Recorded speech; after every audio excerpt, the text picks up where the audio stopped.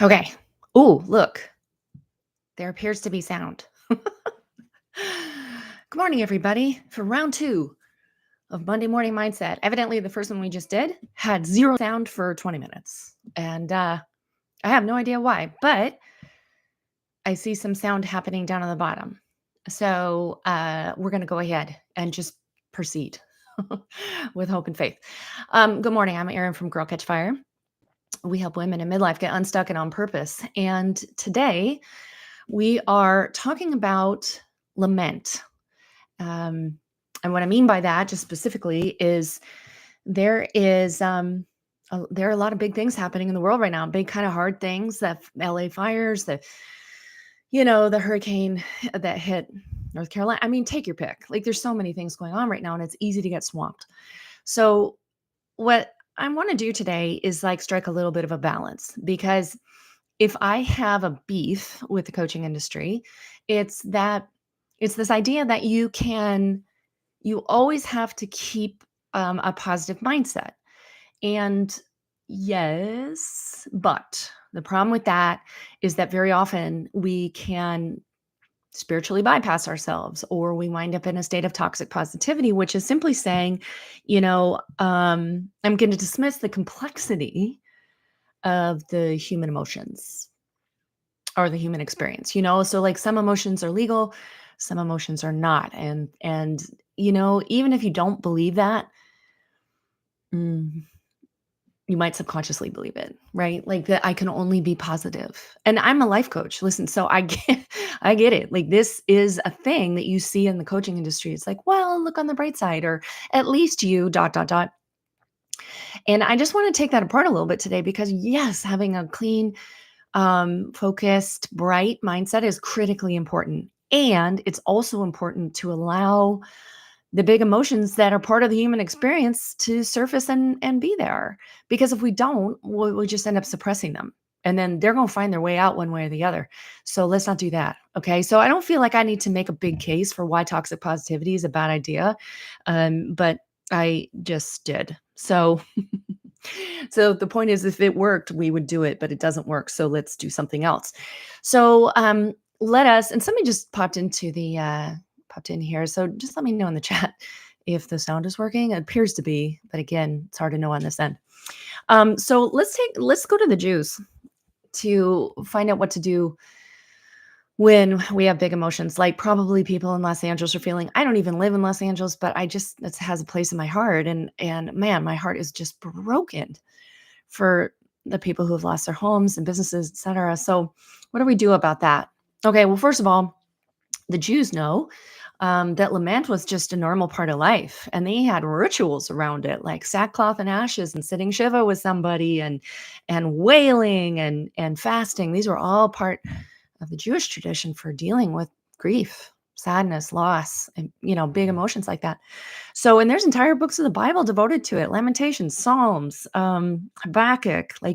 And what the Jews understood, that I would love for us to grab onto today, is that lament was a way of expressing these big emotions, like bringing them to God. Like, I don't know what to do with all this. I'm powerless in the face of this. Like, help. And it's honest, right? It's so much more honest than saying, like, well, at least my blah, blah, blah, fill in the blanks. And so lament was just a regular part of life for the Jews. And I really want us to think about that today. And yeah, like, oh, here's another important thing. I want to make sure not to miss this, is that lament wasn't separate from worship of God. It was part of worshiping God. And if you read the Psalms, you can see this with King David. Like, man, King David had some prayers that were pretty rough, like, smite my enemies, and this and that. And I think what the Jews were trying to teach us is, like, and one another, is like, hey, listen, let's bring all of it to God, instead of like, okay, these are the good emotions, we can have these, but the bad ones we need to just kind of keep on the DL so we don't bum anybody out. That's toxic positivity. So let's not do that. Also, did you know that the Jews very much considered lament as a path to justice, right? So if you were lamenting something that was really broken and really wrong in your system, lament was a way of like seeking justice for those things, like feeling this is intolerable. Lord, what would you have me do to respond? So Now, here's the deal. Um, while everything I'm saying is real and true, and I want you to grab onto it, okay? Also, it's true that you still have to get up and go to work, and you have to take care of your kids, and you have life to deal with. So, and what I teach my clients all the time is that this kind of low energy and sadness and grief, it's a gear that we can get stuck in. Okay. So I want to provide some balance here today and give you some strategy for what to do when you're in heavy lament that works way better than just pretending it's not there and trying to be positive or whatever. Okay. So what I'm going to teach you is something I've taught my clients for years, and it because it works. Okay. And I've used it in my own life. So this is the 6 steps for handling big emotions. And I say the word handling carefully. What do I do when I'm in this place and I'm feeling really swamped with rage, grief, sorrow, loss, confusion, etc.? Okay. So this is based on a book called Letting Go, The Pathway of Surrender by David Hawkins. And it's good. I recommend it. But this was his pattern or his strategy. And I learned it from one of my coaches. So I'm going to teach it to you. So two of the big ideas here is that surrendering to the feeling rather than resisting it is the pathway. All right. And then also, because there's a kind of pretty famous maxim that says what we resist persists. So the more we resist, like, oh, I can't feel that way. I shouldn't feel that way. I have so much to be grateful for, even though my house just burned down. Yeah, that might be true. But let's just acknowledge that it's so sad. It's so sad. And it's okay for that sadness to be there. So this is step one of the 6-step process. And you might want to write this down because I think for some of you, this will be helpful. Step one of David Hawkins' process, number one, is is to stop for a second and acknowledge that there's something big happening. And like I mentioned, Milo Ventimiglia, so he's an actor in LA, and his house burned down, and they asked him, like, what's it feel like to stand here among the ruins of your smoldering house, which by the way is a terrible thing to ask somebody. But he said it feels heavy. Like, and that's right, because there's a physical manifestation to emotions. Okay. So what I'm asking you to do, step one, is to stop and acknowledge the physical manifestation of the emotion and find where it is in your body. Just find it. Where is it? What does it feel like? Acknowledge that it's there. That's step one. Okay. Step two, and this one is often hard for us, is to don't analyze it. Don't try to figure it out. Don't get your head involved in like, well, the reason I feel this way is because of, that's not what we're doing. Try to keep your head out of it as much as possible. Simply to feel it. Don't explain it. Don't analyze it.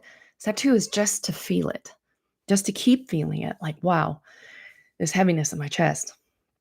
That's what I'm guessing Milo Ventimiglia was feeling was just, oh, this is so heavy. It's so heavy, right? So just sitting with that feeling and just acknowledging it, seeing that it's there. Okay. Step three is to continue sitting with it and not judge it. Like, oh, this shouldn't be there, or I shouldn't feel sad, or I should feel. Anytime you're saying the word should when it comes to your emotions, like, look out, red flag, because you do feel this way, and who's to say how you should or shouldn't feel about something that's going on for you? Okay, so without judging it, without trying to change it, just be with the feeling. Put your loving attention on this feeling, even if it hurts, which it probably will. Okay. Especially if you're a suppressor. If you've been like kind of bought the lie that there's bad emotions that you can't feel. Sometimes letting them out and just letting them be there for the first time, it can feel heavy. Yeah. And it can not feel very good. But what I want to encourage you with is that it's temporary. Your emotions are designed to move, right? And if we've kept them on lockdown for a long time, they might feel really intense and like they're a lot and they're going to swamp you. But in my experience, if you'll just give them the space to move, they will. All right. So I hope that encourages you. Um, Number 4, step 4, you ready? Don't act on it. How's that? Like, do nothing except, and again, that's like the first 4 steps, right? Is just to be with it. Don't take action. Don't do anything. Don't try to suppress it. Just allow it to be there, because what we resist persists, right? So instead of resisting it, we just want to allow it to be there. And then step 5 is to notice when it goes. Notice the release of whatever the feeling is in your body. Because in my experience, 90 seconds, 2 minutes, 3 minutes, it goes. Like the heaviness lifts. It's like these emotions, they just want to be acknowledged, seen, and heard and felt. And when we do that, it creates space for them to just move on. Okay. Now, step 6 is rinse and repeat. You may have to do this at the top of the hour, every hour, especially if you're in the midst of the fires in LA. Possibly. Okay. But if it only takes 2 to 3 minutes, and like that's a really healthy habit and a healthy pattern, just to release it and let it go. Don't judge it. Don't resist it. Don't suppress it. Just let it be there. Send some loving attention toward this feeling and then let it go.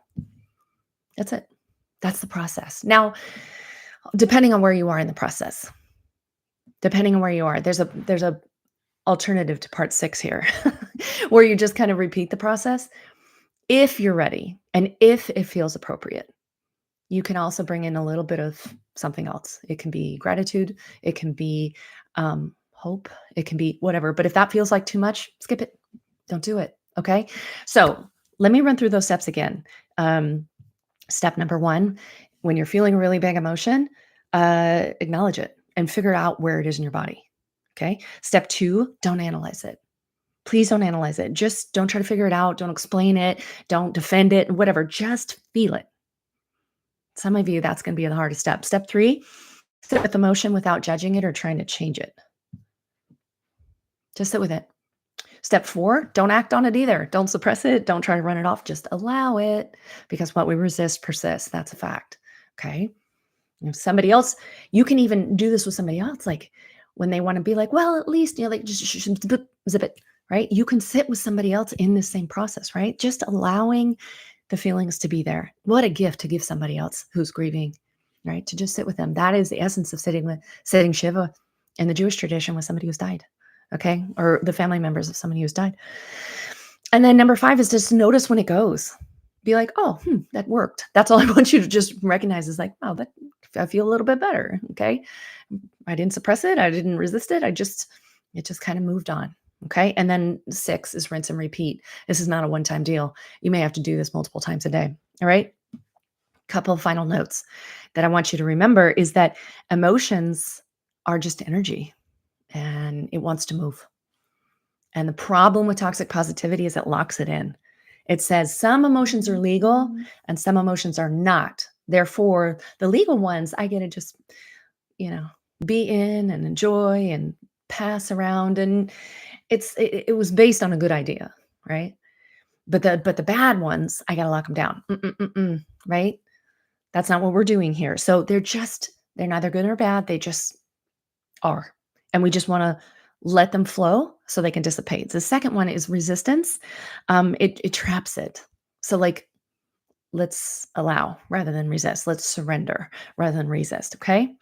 And then the third thing, I'm going to say this again for the people in the back, is there's no such thing as good emotions and bad emotions. Emotions just are.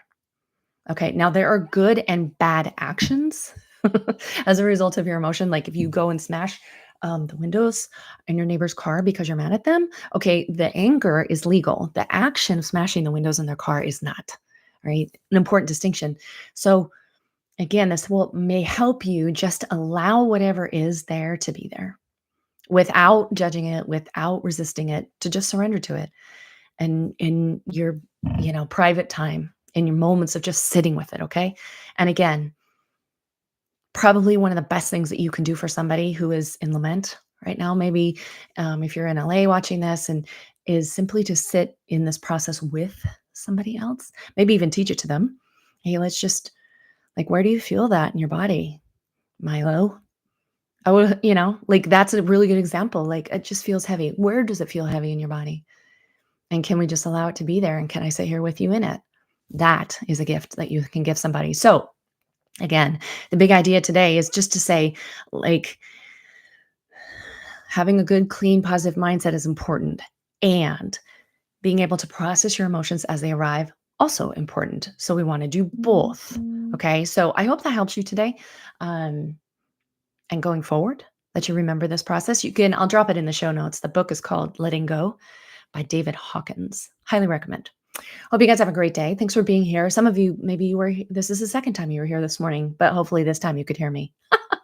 Anyway, love you guys. Have a great day. Have a great week. I'll see you soon.